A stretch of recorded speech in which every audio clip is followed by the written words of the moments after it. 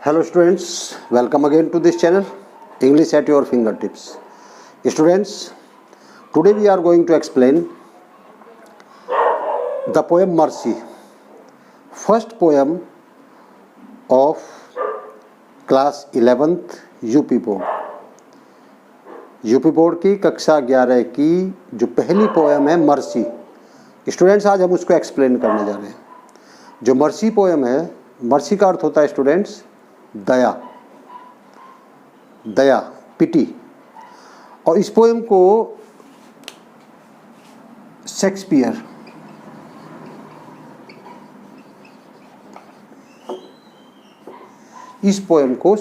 ने कंपोज किया। स्टूडेंट्स, जिस तरह से आजकल की फिल्में होती हैं और फिल्मों में बीच बीच में सॉन्ग होते हैं, इसी तरह से जो शेक्सपियर, जिनको ग्रेट ड्रामाटिस्ट के नाम से जाना जाता है, द ग्रेटेस्ट ड्रामाटिस्ट एवर, यानी अब तक जितने भी ड्रामाटिस्ट हुए हैं उनमें सबसे महान जो ड्रामाटिस्ट थे वो शेक्सपियर थे। वो प्ले राइटर भी थे, वो एक्टर भी थे, वो डायरेक्टर भी थे, वो प्रोड्यूसर भी थे। और सबसे अच्छी बात क्या है जो कि छिप गई है उनके ड्रामाटिस्ट होने के पीछे, कि वो एक ग्रेट पोएट भी थे। और पोएम में उन्होंने ज़्यादातर जो यूज़ किया है वो सोनेट्स को यूज़ किया है। सोनेट्स को यूज़ क्यों किया? क्योंकि सोनेट एक छोटी पोएम होती है, 40 लाइन्स कंसिस्ट होती है केवल। तो 14 लाइन की जो पोएम होती है उनको उन्होंने अपने सोनेट्स को अपने प्ले के बीच में, जैसे आजकल की फिल्मों में सॉन्ग होते हैं, इस तरह से रखा है। अब जो ये पोएम है आपकी, ये पोएम भी उनका जो एक बहुत ही पॉपुलर प्ले हुआ है द मर्चेंट ऑफ वेनिस, उसका एक पार्ट है। मर्चेंट ऑफ वेनिस का एक्सट्रैक्ट है ये मर्सी, और अर्थ होता है इसका दया। तो स्टूडेंट्स, यहाँ शेक्सपियर ने मर्सी के बारे में बताया कि मर्सी होती क्या है, मर्सी कैसे होती है, किस तरह से हम उसको मर्सी को यूज़ कर सकते हैं, किस तरह से हमको प्रोड्यूस कर सकते हैं। स्टूडेंट्स, थोड़ा सा इसके बारे में बता दूं मैं आपको। एक मर्चेंट ऑफ वेनिस का कैरेक्टर होता है साइलोक, एक होता है एंटोनियो। एंटोनियो एक पुअर पर्सन होता है और साइलोक एक रिच मर्चेंट होता है। तो साइलोक एंटोनियो को कुछ डेप्ट देता है, कुछ धन उधार दे देता है। एंटोनियो चूँकि पुअर है तो वो उससे कुछ उधार लेता है, और वो जब उधार देता है उसको तो वो एक बॉन्ड बनवा लेता है। और बॉन्ड क्या भरवा लेता है कि इस टाइम तक मैं आपका रिपे कर दूंगा, और यदि आपका डेप्ट मैं इस टाइम तक नहीं चुका पाया, नहीं पे कर पाया, तो शर्त रखी जाती है, जिस तरह से आजकल होता है कि भाई आप यदि नहीं दे पाए तो क्या, तो जिसको एडवांस में या गिरवी धरना कहते हैं हम, तो गिरवी रखने के लिए उसके पास क्या था? नथिंग। आजकल यदि आपको कहीं से उधार लेना है तो आप अपना घर गिरवी रख सकते हैं, आप अपने ऑर्नामेंट्स गिरवी रख सकते हैं, आप अपने प्लॉट को गिरवी रख सकते हैं। तो उसके पास गिरवी रखने के लिए भी कुछ नहीं था। तो अब वो कैसे उसको लैंड करे, कैसे उसको डेप्ट दे, कैसे उसको मनी उधार दे? तो उनका बॉन्ड जो भरा गया था वो ये था कि यदि आप टाइम पे मेरा धन नहीं चुका पाए, मेरा कर्ज नहीं चुका पाए, तो मैं तुम्हारी बॉडी से 1 पाउंड फ्लैश, मांस निकाल लूँगा। आप जानते हैं स्टूडेंट्स, अभी भी और पहले तो बहुत ज़्यादा, ये जितने भी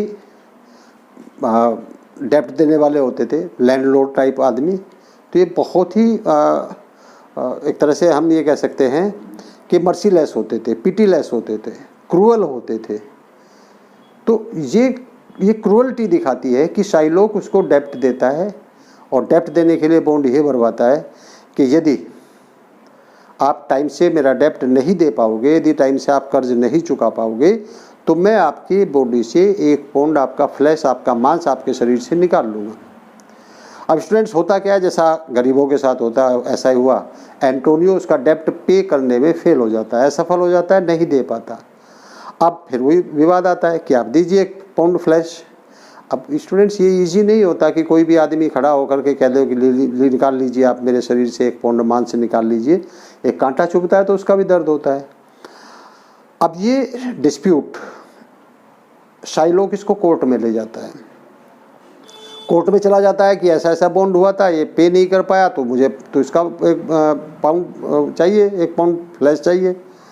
तो जब कोर्ट में चल रहा होता है, एक और कैरेक्टर होता है जिसको पोर्शिया हम कहते हैं स्टूडेंट्स। और जिस तरह से आजकल के आपने देखा होगा ना कि क्लाइंट के लिए जो एडवोकेट्स होते हैं, जो लॉयर होते हैं, वो क्लाइंट्स के बिहाफ पर उनकी बात को रखते हैं। तो जो पोर्शिया है वहाँ एंटोनियो की बात को रखी। अब देखिए लीगली स्टूडेंट्स क्या है, लीगली वो बाउंड है, उसको अपनी बॉडी से 1 पाउंड फ्लैश दे देना चाहिए। यदि यहाँ इस चीज़ को कहीं भी ले जा करके, किसी भी कोर्ट में ले जा करके, किसी भी अदालत में ले जा करके यदि इस पर केस चलाया जाए, इस पर सुनवाई की जाए, इस पर ट्रायल किया जाए, तो उसको देना पड़ेगा, चूँकि बॉन्ड पर उसके सिग्नेचर है। अब यहाँ लीगली पोर्शिया कुछ नहीं कर पा रही, लेकिन वो शाइलॉक को इमोशनली चाहती है कि वो इमोशन में आकर के कुछ उसके साथ मर्सी कर दे, क्योंकि अदरवाइज़ तो उसका फ्लैश लेना, उसको देना पड़ेगा, उसको वो ले लेगा उसका फ्लैश कानूनन। तो वहाँ वो इमोशनली उसको कह रही है कि आप दया कीजिए इस पर। तो ये जो पोएम है मर्सी, ये यही बताई जा रही है। इसमें पोर्शिया, इसका ये कह लेंगे हम, नरेटर इसकी जो है वो पोर्शिया है। तो पोर्शिया शाइलॉक से अपील करती है, और वो क्या करती है, मर्सी के बारे में क्या क्या बताती है स्टूडेंट्स ये पोएम में देखेंगे। तो जो मैंने बताया ये मर्चेंट ऑफ वेनिस का एक्सट्रैक्ट है, और पोर्शिया शाइलॉक से अपील करती है कि वह एंटोनियो को माफ़ कर दे और उसके बॉडी से 1 पाउंड फ्लैश ना ले। क्या कहते हैं देखिए, फर्स्ट स्टेंजा में देखते हैं स्टूडेंट्स। क्या first stanza? The quality of mercy is not stand, it droppeth as the gentle rain from heaven upon the place beneath, it is twice blessed, it blessed him that gives and him that takes. क्या कहा students? The quality माने गुण, of mercy माने दया का, is not नहीं है, स्ट्रेंड means जिसको force से हम उत्पन्न कर सके। यदि स्टूडेंट्स हम किसी को ज़बरदस्ती कहें कि इस पे दया कर, तो क्या पॉसिबल है? इवन कुछ चीज़ें ऐसी होती हैं, कुछ क्वालिटीज़ ऐसी होती हैं, कुछ गुण ऐसे होते हैं जिनको आप फोर्स से उत्पन्न नहीं करा सकते। एग्जाम्पल, रेस्पेक्ट भी उसी में आता है, रिगार्ड भी उसी में आता है। यदि आप किसी 5-7 साल के बच्चे को भी ज़बरदस्ती ये कहें, ज़बरदस्ती और फोर्स करके ये कहें कि आप इसकी रेस्पेक्ट करिए, उसके पैर छूइए, तो वो नहीं छुएगा। जब चीज़ें उसके मन से आएंगी, उसकी इच्छा होगी कि मैं इसके पैर छूँ, XYZ, चाहे वो फादर हो, चाहे वो पेरेंट्स हो, चाहे वो मदर हो, चाहे वो टीचर हो, तो बच्चे को यदि आप फोर्स करते हैं, हाँ उसे सिखाइए कि पेरेंट्स के पैर छूने चाहिए। तो अब यहाँ शाइलॉक को भी मर्सी यही कह रही है। क्या कह रही है? The quality of mercy is not stand, कि दया का गुण ऐसा नहीं है जिसको बलपूर्वक उत्पन्न किया जा सके। यानी मैं फोर्स नहीं कर सकती आपको, मैं आप पे दबाव नहीं डाल सकती हूँ, ना ही राजा दबाव डाल सकता है कि आप इस पर दया करिए, क्योंकि दया का गुण है ही नहीं ऐसा जिसको बलपूर्वक या दबाव डाल करके प्रोड्यूस कराया जा सकता है। क्या कहती है? It droppeth as the gentle rain from heaven. It माने ये, ड्रॉपथ मीन्स बूंद बूंद करके आती है, एज माने जैसे। देखिए students, it droppeth as gentle rain, gentle माने धीमी, रेन माने वर्षा। फ्रॉम हेवन मीन्स आकाश, हेवन स्वर्ग भी होता है, लेकिन यहाँ हेवन का मीन्स जो है वो क्या है? आकाश। तो क्या कहा? It droppeth as the gentle rain from heaven, कि यह जैसे आकाश से धीमी धीमी वर्षा आती है। कहाँ? अपॉन द प्लेस बीनीथ, नीचे। जैसे आसमान से धीमे धीमे बारिश की बूंदें पृथ्वी पर आती है, उसी तरह से दया का गुण भी धीमे धीमे मनुष्य के अंदर ही उत्पन्न होता है। दया का गुण ऐसा नहीं है जिसको बलपूर्वक उत्पन्न किया जा सके। किसी को फोर्स नहीं कर सकते आप कि इस पर दया करिए। तो दया तो अपने अंदर से ही उत्पन्न होती है। दया का गुण ऐसा है जिसको बलपूर्वक उत्पन्न नहीं कराया जा सकता। आप देखिए यहाँ स्टूडेंट्स, 2 चीज़ों की कंपेयर की गई है, और कंपेयर करने के लिए हमने किसका यूज़ किया? एज का। और वो क्या है? मर्सी और रेन, दया करना और बारिश होना, इन दोनों की कंपेयर की गई है, दोनों की कंपैरिजन की गई है, और दोनों को कंपैरिजन करने के लिए हमने एज वर्ड का यूज़ किया है। तो यहाँ स्टूडेंट्स कौन सा फिगर ऑफ स्पीच हुआ? यहाँ सिमिली फिगर ऑफ स्पीच हुआ। क्या डेफिनेशन होती है? कि simile is a figure of speech when 2 different kinds of objects are compared, and for the comparison word as, word so as, word like etcetera are used. तो अब यहाँ 2 अलग अलग चीज़ें होगी जिनकी कंपैरिजन की हमने। कौन कौन सी की कंपैरिजन की है? हमने रेन की कंपैरिजन की है, किससे? मर्सी से। तो मर्सी किसके इक्वल बता दी? रेन के। और रेन किसके इक्वल है? मर्सी के। तो मर्सी की और रेन की हमने कंपेयर की, और कंपेयर करने के लिए हमने एज का यूज़ किया। तो यहाँ सिमिली फिगर ऑफ स्पीच हुआ। फिर से स्टूडेंट्स देखते हैं दोनों line. The quality of mercy is not stand, कि दया का गुण ऐसा नहीं जिसको बलपूर्वक उत्पन्न किया जा सकता है। It droppeth as the gentle rain from heaven. ये तो जैसे धीमे धीमे आकाश से वर्षा नीचे पृथ्वी पर आती है उस तरह से उत्पन्न होता है। क्या कहता है? It is twice blessed. It is, यह ट्वाइस माने दोनों को, ब्लेस्ड मीन्स आनंदित कर देता है। इट इज़ ट्वाइस ब्लेस्ड, ये दोनों को आनंदित कर देता है। और ट्वाइस माने दोनों, और ब्लेस्ड मीन्स आनंदित करना। इट इज़ ट्वाइस ब्लेस्ड, ये दोनों को आनंदित कर देता है। It blessed him that gives. It माने यह, blessed means, it means Daya, blessed means आनंदित कर देती है। हिम माने उसको, दैट गिव्स जो दया करता है, जो दया करता है उसको भी आनंदित कर देती है। एंड हिम दैट टेक्स, और उसको भी आनंदित कर देती है जिस पर दया की जाती है। टेक्स मीन्स जो दया लेता है, मीन्स जिस पर दया की जाती है। और टेक्स मीन्स जिस पर दया की जाती है।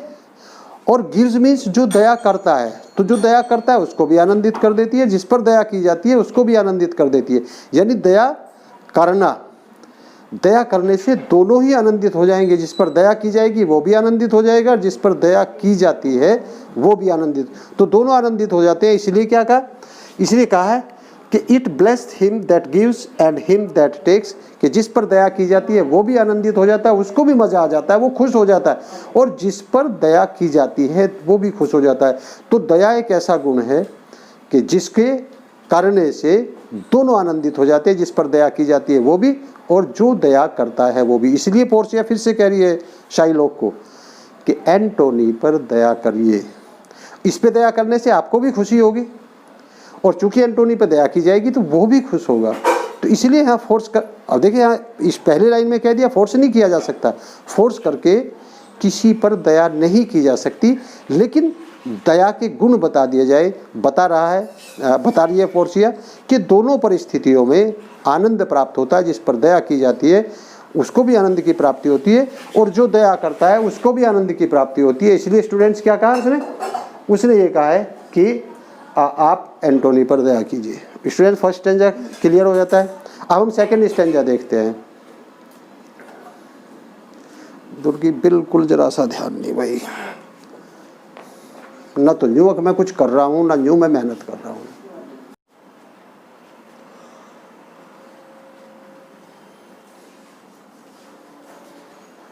स्टूडेंट दूसरा स्टैंजा देखते हैं। दूसरा स्टैंजा क्या कहता है? TISS my test in the my test it becomes. TISS my test in the my test it becomes the throne monarch better than his crown. His scepter shows the force of temporal power, the attribute to awe and majesty, wherein doth sit the dread and fear of kings.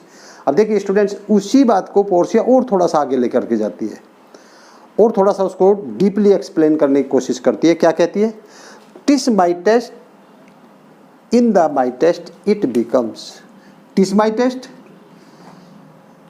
In the my test it becomes. It becomes ये बन जाती है TISS my test in the my test. इसका मतलब क्या हुआ कि सबसे शक्तिशाली व्यक्ति जो होते हैं, माई टेस्ट मीन्स शक्तिशाली व्यक्ति, कि जो सबसे शक्तिशाली व्यक्ति होते हैं उनका भी सबसे शक्तिशाली गुण, जब सबसे पावरफुल गुण जो होता है वो दया होती है। इसका मतलब वो ये कहना चाह रही है कि यदि कोई व्यक्ति शक्तिशाली है तो तब तक शक्तिशाली नहीं माना जा सकता, तब तक पावरफुल नहीं माना जाता, तब तक कि उसके अंदर दया नहीं होती। यानी सबसे शक्तिशाली व्यक्ति का भी सबसे बड़ा गुण दया होती है। देखिए अब चूंकि वो क्या है, वो मर्चेंट है और रिच पर्सन है, तो निश्चित रूप से पावरफुल है। अब यहाँ उसको पोर्सिया ये कह रही है कि यदि आप पावरफुल हैं तो आपके अंदर भी मर्सी होनी चाहिए, क्योंकि मर्सी पावरफुल व्यक्तियों का भी सबसे पावरफुल गुण होती है। तो इसलिए कहा the TISS my test in the my test it becomes, कि सबसे शक्तिशाली व्यक्तियों का भी सबसे शक्तिशाली गुण दया बन जाती है।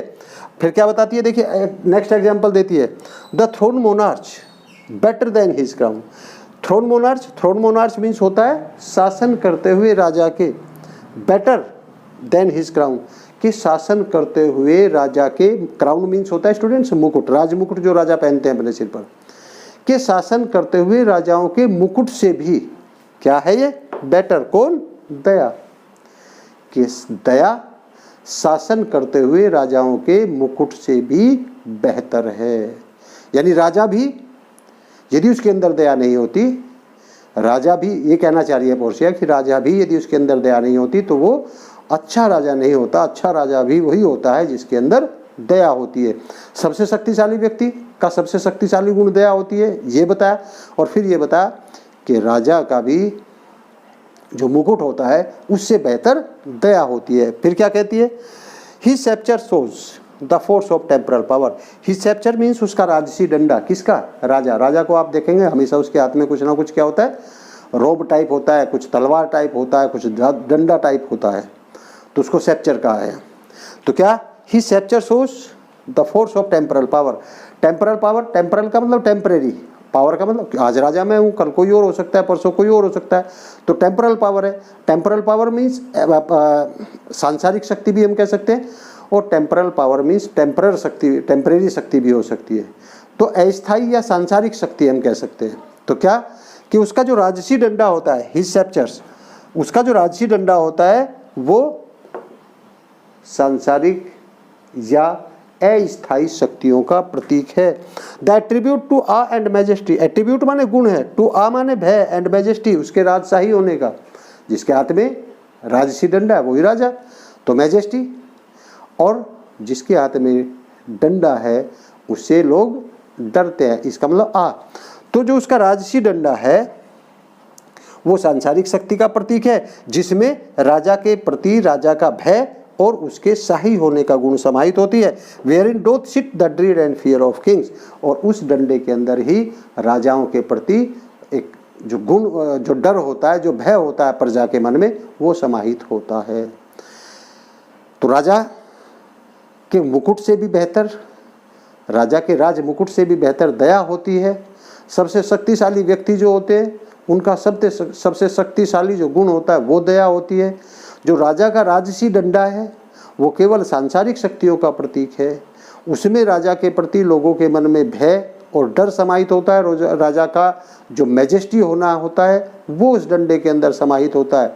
लेकिन क्या है, दया तो राजा के मुकुट से भी बेहतर होती है। तो दया के बारे में पहली चीज़ क्या बताई गई है कि दया को फोर्सफुली हम उत्पन्न नहीं कर सकते, दबाव डाल करके हम उत्पन्न नहीं कर सकते। जैसे धीमे धीमे वर्षा आकाश से नीचे आती है उस तरह से दया उत्पन्न होती है। दूसरी चीज़ क्या बताई थी इसमें, इसे बताई थी कि जो दया करता है वो भी आनंदित होता है, जिस पर दया की जाती है वो भी, दोनों को आनंद प्राप्त होता है। जिस पर दया की जाती है वो भी आनंदित होता है, खुश हो जाता है उस पर दया की जाती है, और बार बार आपका जो है आपको नमन करेगा, बार बार आपका धन्यवाद करेगा क्योंकि आपने उस पर दया की है। और जो दया करता है उसके मन में भी एक आत्मसंतोष होता है, एक प्रसन्नता होती है कि चलो जाओ मैंने तुम्हें माफ़ कर दिया, जाओ मैंने तुम पर दया कर दी। तो कहता पोर्सिया कह रही कि दोनों ही आनंदित होते हैं। फिर इसको थोड़ा सा और बड़ा करते हुए उसने बताया कि सबसे शक्तिशाली गुण, सबसे शक्तिशाली जो व्यक्ति होते हैं उनका भी सबसे बड़ा गुण दया होती है। फिर राजाओं के पास लेकर के चली जाती है, क्योंकि कहाँ चल रहा है मामला, राजा की कोर्ट में चल रहा है। तो राजा को भी कहीं ना कहीं इमोशनली इससे जोड़ना चाहती है। अब वो कहती है कि राजा के शासन करते हुए राजा के राज मुकुट से भी बेहतर दया होती है। और फिर बताती है कि जो राजा का सेप्चर होता है, जो राजा का राजसी डंडा होता है, उस राजसी डंडे के अंदर सांसारिक शक्ति का प्रतीक होता है, वो सांसारिक शक्ति का प्रतीक होता है, अस्थायी शक्तियों का प्रतीक होता है। लेकिन जो दया है वो दया राजाओं का भी सर्वश्रेष्ठ गुण होती है, राजाओं का भी गुण होती है। यदि राजा के अंदर दया नहीं होती तो वो राजा भी अच्छा नहीं माना जाता। तो राजा का भी गुण हुआ था दया, सबसे शक्तिशाली व्यक्ति का भी सबसे शक्तिशाली गुण बता दिया, और ये बता ही दिया कि फोर्सफुली इसको उत्पन्न नहीं कराया जा सकता। स्टूडेंट्स देखते हैं थर्ड स्टेंजा क्या बताया था सेकंड स्टेंजा में, कि जो राजा का राजसी डंडा होता है वो सांसारिक शक्तियों का प्रतीक होता है। उसमें राजा के प्रति प्रजा का डर और प्रजा का मान सम्मान समाहित होता है। प्रजा इसीलिए मान सम्मान करती है क्योंकि राजा के पास राजसी डंडा होता है और उसके प्रति एक भय होता है कि ये राजा है, आपको दंड दे देगा। तो राजा के प्रति मान सम्मान, राजा के प्रति दंड का जो भय होता है वो उसके सेप्चर के कारण होता है, उसके राजसी डंडे के कारण होते हैं। लेकिन अब पोर्सिया इस बात को और भी आगे लेकर के जाती है। देखिए पहले उसने मर्सी के बारे में बताया, फिर बताया शक्तिशाली व्यक्तियों का गुण होती है, अब राजाओं के पास लेकर के जाती है। क्या कहती है, but mercy is above this sceptres way. राजा का जो डंडा होता है वो उसके राजसी होने का प्रतीक है, सांसारिक शक्तियों का प्रतीक है, और प्रजा के मन में राजा के सेप्चर के कारण ही राजा का एक डर या भय प्रजा के मन में होता है। लेकिन यहाँ क्या कहती है, but mercy is above this chapter स्वे।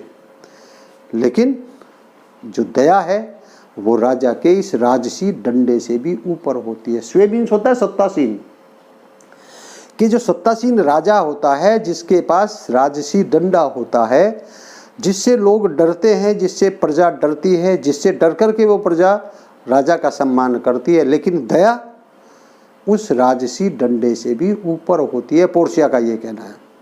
अब देखिए वो इन्वॉल्व कर रही है राजा को भी। राजा को क्यों इन्वॉल्व कर रही है? ताकि वो शाही लोग तो दया दिखाए और राजा भी इमोशनल होकर के शाही लोग को प्रेरित करे, शाही लोग को मोटिवेट करे कि वो एंटोनी पर दया दिखाए। तो क्या कहा? But mercy is about this chapters way, कि सत्तासीन राजा के राजसी डंडे से भी ऊपर दया को रखा गया है, दया इससे ऊपर होती है।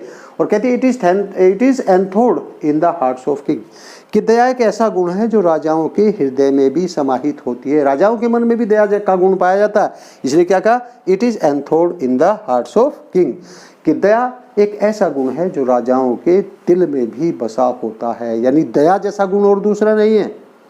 बार बार उसको मोटिवेट कर रही है कि इस पर बेचारे पर दया करिए।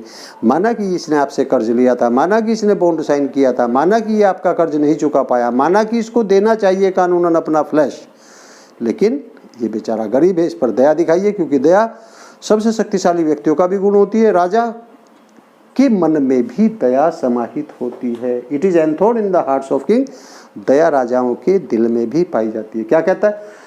It is an attribute to God himself. अब देखिए इससे भी ऊपर ले जाके शक्तिशाली से राजाओं पर पहुंची, राजाओं से भगवान पर पहुंच जाती है लेकर के। क्या कहती है? It is an attribute to God himself. It is, ये होता है एन एट्रीब्यूट, गुण, टू गॉड, भगवान, हिमसेल्फ, स्वयं, कि दया तो एक ऐसा गुण है जो भगवान का भी एक गुण होती है। यानी दया राजाओं के मन में भी पाई जाती है, दया भगवान के मन में भी पाई जाती है, भगवान के दिल में भी दया पाई जाती है। तो तुम तो बात क्या करते हो? तुम्हें भी दया दिखानी चाहिए, चूंकि दया सबसे शक्तिशाली व्यक्तियों का सबसे शक्तिशाली गुण होती है। राजाओं के मन में भी दया पाई जाती है। राजा भी जिनके मन में दया होती है वो महान राजा हो जाते हैं, इतिहास उनको याद रखता है, वो अमर अजर हो जाते हैं। और फिर कहती है कि भगवान के अंदर भी दया पाई जाती है। दया ऐसा गुण है जो भगवान के अंदर भी पाई जाती है। और फिर लास्ट में जो दो लाइन कही है, स्टूडेंट्स निचोड़ कर दिया। क्या कहा उसने? And earthly power doth show likest gods when mercy seasons justice. पहले लास्ट लाइन का अर्थ लेते हैं। वैन माने जब, मर्सी माने दया को, सीजन्स मीन्स मिला दिया जाता है, जस्टिस मीन्स न्याय के साथ। जब दया को न्याय के साथ मिला दिया जाता है। स्टूडेंट्स ध्यान दीजिए, जब किसी को मृत्युदंड दे दिया जाता है, जब किसी को मौत की सज़ा दे दी जाती है, तब वकील के पास फिर एक ही गुण बचता है, फिर एक ही उसके पास तर्क बचता है, एक ही दलील बचती है, एक ही प्ली बचती है। वो फिर ये साबित करने की कोशिश करता है कि मेरे क्लाइंट पर दया की जाए। अब वो ऐसा क्यों करता है? वो जो जज होता है, जो मजिस्ट्रेट होता है, उसको प्रेरित करता है कि वो थोड़ी सी मर्सी शो करे, जिससे कि अब वही चीज़ यहाँ शेक्सपियर ने क्या कही है, पोर्शिया कह रही है कि वैन मर्सी सीजन्स जस्टिस, कि जब न्याय के साथ दया को मिला दिया जाता है, क्या हो जाती है? And earthly power doth show likest gods. तो तब अर्थली पावर माने सांसारिक शक्ति, शो लाइकेस्ट गॉड्स, वो ईश्वरीय बन जाती है।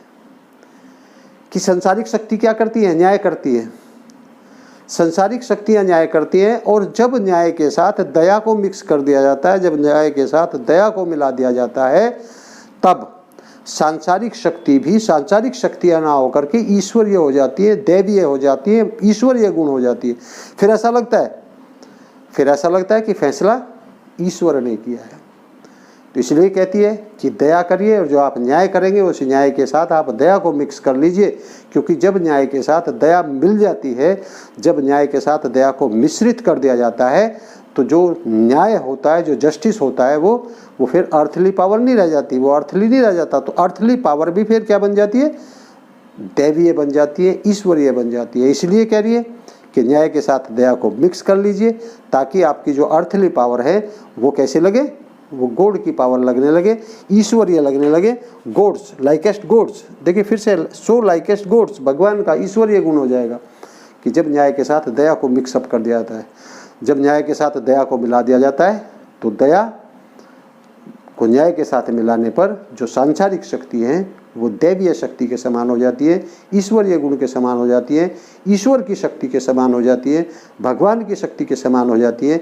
इसलिए बार बार मोटिवेट कर रही है, बार बार प्रेरित करने का प्रयास कर रही है। स्टार्टिंग में ये कह दिया था कि दया का गुण ऐसा नहीं है जिसको शक्ति या दबाव या एक फोर्स के द्वारा उत्पन्न किया जा सकते हैं, तो स्वतः अपने अंदर से ही उत्पन्न होती है। जब हमारे अंदर से दया का गुण उत्पन्न होता है तभी हम किसी पर दया कर सकते हैं।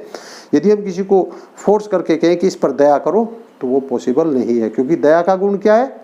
दया का गुण शक्ति द्वारा दबाव डाल करके उत्पन्न नहीं कराया जा सकता, ये तो अपने मन से ही उत्पन्न होती है। इसलिए पोर्शिया बार बार अपील कर रही है शाइलोक को भी और किंग को भी, बार बार उनको मोटिवेट करने की कोशिश करिए कि इस बेचारे पर दया की जाए और आप जो निर्णय देंगे, आप जो जजमेंट देंगे, उसके साथ दया भी मिली हुई होनी चाहिए। यदि आप दया को न्याय के साथ मिला देंगे तो आपका जो सांसारिक शक्ति है वो ईश्वरीय शक्ति के समान हो जाएंगी। तो स्टूडेंट्स, ये क्लास 11th यूपी बोर्ड की फर्स्ट पोएम थी, मर्सी। विलियम शेक्सपियर ने कंपोज किया था और एक्सट्रैक्ट किसका था? एक उनका जो प्ले था द मर्चेंट ऑफ वेनिस, उसका प्ले था। आई होप आपको समझ आया होगा। स्टूडेंट्स, यदि आपने मेरे चैनल को अभी सब्सक्राइब नहीं किया तो प्लीज़ सब्सक्राइब करिए और बेल के बटन को दबाइए ताकि नोटिफिकेशन आपको आने वाले वीडियोस के प्राप्त होते रहे। स्टूडेंट्स, वीडियो को पूरा देखें, वीडियो को लाइक करें, कमेंट करें ताकि मुझे पता चले आपको वीडियो कैसी लगी। अपने फ्रेंड्स के साथ जितना ज़्यादा से ज़्यादा वीडियो को शेयर कर सकते हैं उतना शेयर कीजिए ताकि आपके फ्रेंड्स भी इसका अधिक से अधिक फ़ायदा उठा सके, अधिक से अधिक लाभ उठा सके, अपने एग्ज़ाम की प्रिपरेशन कर सके। स्टूडेंट्स, मिलते हैं किसी नेक्स्ट वीडियो में, तब तक के लिए थैंक यू वेरी मच।